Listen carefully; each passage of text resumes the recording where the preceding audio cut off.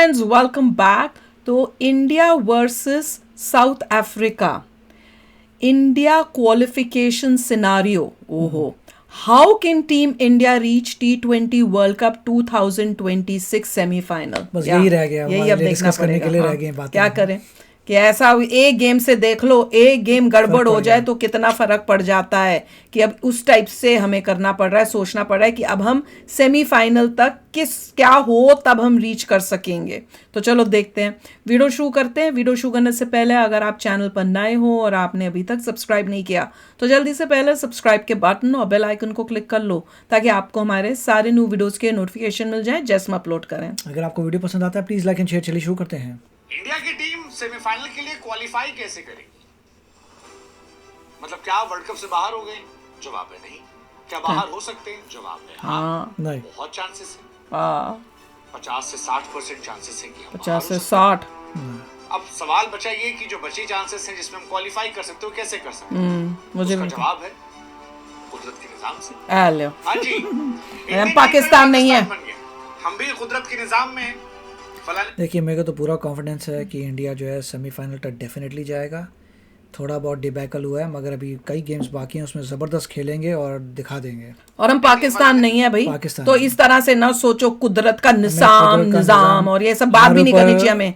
अगर हम अच्छा खेल रहे हैं और हमें उस गेम से हमें आगे जाना मिलता है तो वेरी गुड। अगर हमारी टीम अच्छी नहीं है तो ना हो, तो ना खेलें, सेमीफाइनल तक ना पहुंचे। अगर हम डिजर्व करते हैं, मैं तो हमेशा ही बोलती हूँ, अगर हम डिजर्व करते हैं तो हमें मिलना चाहिए, अगर हमें डिजर्व नहीं करते तो नहीं मिलना चाहिए। ये कुदरत के निजाम के भरोसे तो हम नहीं करेंगे। यही बात मैं अपने बच्चे को भी बोलती हूँ कि अगर तू डिजर्व करता है तो तेरे को मिलना चाहिए, और ना मिले तो वो गलत बात है। पर अगर वो डिजर्व नहीं करते और तुम मिलता है तो मैं कभी खुश नहीं हूँ। देखिए हम लोग डिजर्व करते हैं, एक बार से कुछ नहीं होता। This is only one time. अभी आगे जाके अच्छा खेलेंगे, सब कुछ वापस आ जाएगा। सबके सब जितने प्लेयर्स हैं अभी वो गुस्से में होंगे, अगले में दबा के आगे खेलेंगे, देखना। फिर तो वेरी गुड। फलाने का नेट रेट फलाने से कम रह जाए, फलनवा जो है फलनवे को हरा दे, हाय हाय, और हम अपना बचा हुआ जीत ले तो जीत पहुंच जाएंगे। अब ये अफसोसजनक है लेकिन है यही, इंडिया का पाकिस्तान बन चुका है और हमें अब सिर्फ खेलने की नहीं, we should never be comparing अपने आप को पाकिस्तान के साथ कि हम भी पाकिस्तान की तरह होंगे। कभी पाकिस्तान के साथ अपने आप को कंपेयर नहीं करना चाहिए। कंपेयर करना है तो किसी ऊपर वाले से करो कि हमने वैसा बनना है। ये नीचे वालों के साथ, तो पाकिस्तान जैसी कंट्री जो तुम्हारी एनिमी है उसके साथ कभी नहीं। आई डोंट नो क्यों हमारी वो मेंटालिटी चेंज क्यों नहीं हो रही। हाँ, हम ये बोल सकते हैं कि अब अगर बताना है कि भैया मुश्किल है और हमारे को अब निजाम से थ्रू होता है तो आप बोलो, पर पाकिस्तान को बीच में मत लाओ, क्योंकि इससे पाकिस्तान की वैल्यू बढ़ रही है जब आप अपने आप को उसके साथ कंपेयर करते हो। कभी मत करो। आज इस वीडियो में आपको समझाते हैं कि इंडियन टीम जो है वो सेमीफाइनल के लिए क्वालिफाई कैसे कर सकती है। क्या ऐसा होगा कि इंडियन टीम जो है वो सेमीफाइनल तो चली जाए? तो देखिए जी, बड़ी आसान कहानी है, कोई बहुत रॉकेट साइंस नहीं है। ग्रुप स्टेज में इंडिया को सुपर 76 रन से हार गई, इंडिया की लंका लग गई। साउथ अफ्रीका एक और मैच जीतेगी आसानी से, वो सुपर 4 पे यानी सेमीफाइनल में। तो साउथ अफ्रीका को मैं ये मान के बैठा हूँ कि वो आसानी से पहुंच जाएगी, क्योंकि जिम्बाब्वे या फिर वेस्ट इंडीज किसी एक को तो वो हरा देंगे। इंडिया को अगर वो इतना गंदा कूट सकते हैं तो वो किसी एक को तो कूटेंगे और वो सेमीफाइनल में जा रहे हैं। यानी 4 टीमों में से 2 टीमें जानी है, उसमें से एक टीम पक्की होगी, यानी 50% कहानी गई। अब 50% में 3 टीम है, उसमें इंडिया के चांसेस कितने हैं? आपको दोनों मैच जीतो। साउथ अफ्रीका का नेट रेट जो है +3.8 है, जो +3 पॉइंट, हमारा -3.8 है, जो गर्दिश -3.8। अब वेस्ट इंडीज और जिम्बाब्वे जो है उसका सुपर 8 करियर अभी शुरू नहीं हुआ, सुपर 8 का उसका मैच आ चुका। तो जो भी इनमें हारेगा, एक लेट्स जस्ट होप कि बहुत बड़ी जीत ना हो, मतलब हार जीत इन दोनों के बीच में हो, लेकिन कोई टीम बहुत बड़ी ना जीते। करेक्ट, क्योंकि बहुत बड़ा जीत गया तो सेकंड टीम गड़बड़ हो जाएगा, बेहतर हो जाएगा। तो चाहे जिम्बाब्वे जीते या फिर West Indies, let's just hope कि इनका एक क्लोज मैच हो जिसमें ऑलमोस्ट तो दोनों का और एक दूसरे के साथ गड़बड़ ना, क्योंकि एक गड़बड़ हो गया लेकिन दूसरे का स्ट्रांग हो गया तो हमारे लिए मुश्किल है। करेक्ट। अब इंडिया को यहाँ से दुआएं शुरू करनी पड़ेगी। दुआ कि साउथ अफ्रीका जो है वो अपने बचे हुए मैचेस, हम दुआ क्यों करेंगे, हम प्रेयर करेंगे, क्या बोलते हैं हिंदी में, और पूजा करेंगे। दुआ क्यों करेंगे?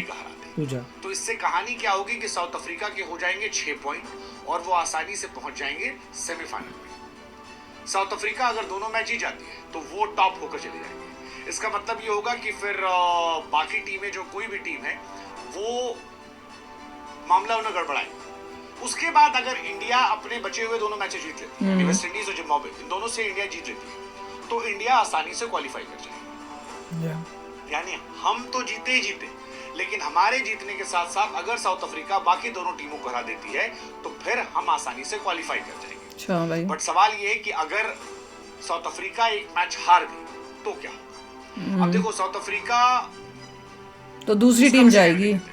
जिम्बाब्वे और वेस्ट इंडीज का मैच है।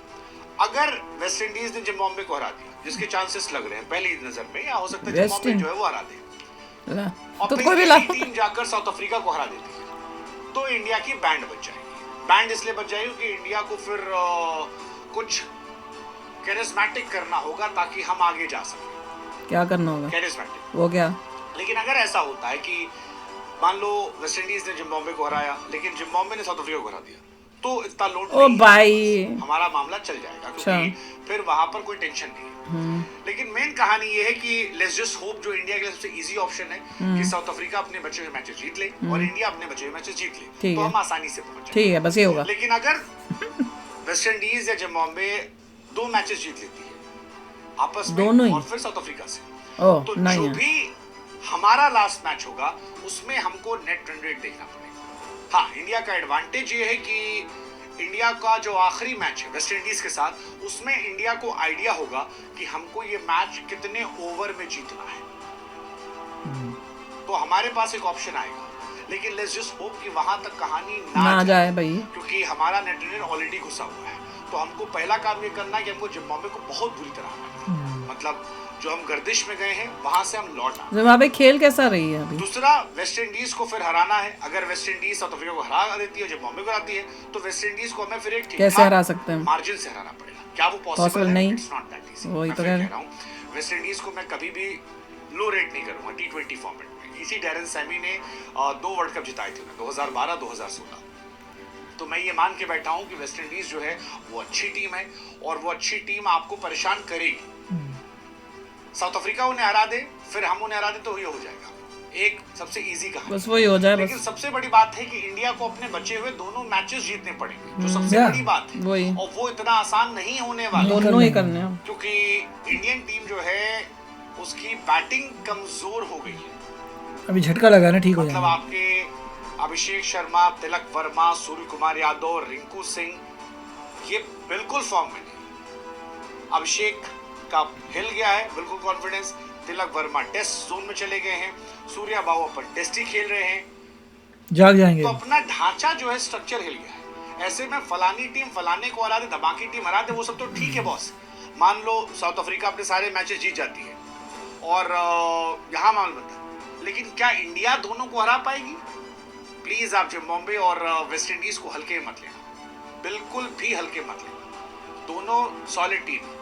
जिम्बाब्वे वो टीम है जिसने इंग्लैंड को हरा, श्रीलंका को हराया था और जिसने ऑस्ट्रेलिया को भी हराया था, तो वो कहीं से कमजोर है। And West Indies, like I said, never ever doubt West Indies in T20 format. जिस दिन आपको डाउट होगा वेस्ट इंडीज को लेकर, I doubt West Indies T20 में कभी डाउट नहीं करेगा। मां तो करूंगा, इंडिया को करना है, should need trust, let's see. But scenario तो यही है, कुदरत का निजाम, फलानी टीम फलाने को, धमाके टीम धमाके को, बच्चे हम देखते हैं। भैया अपनी टीम को कमबैक करना ही करना होगा। हर एक प्लेयर को अपना पूरा 100% बेस्ट करना ही करना है। का निजाम नहीं चाहिए हमें।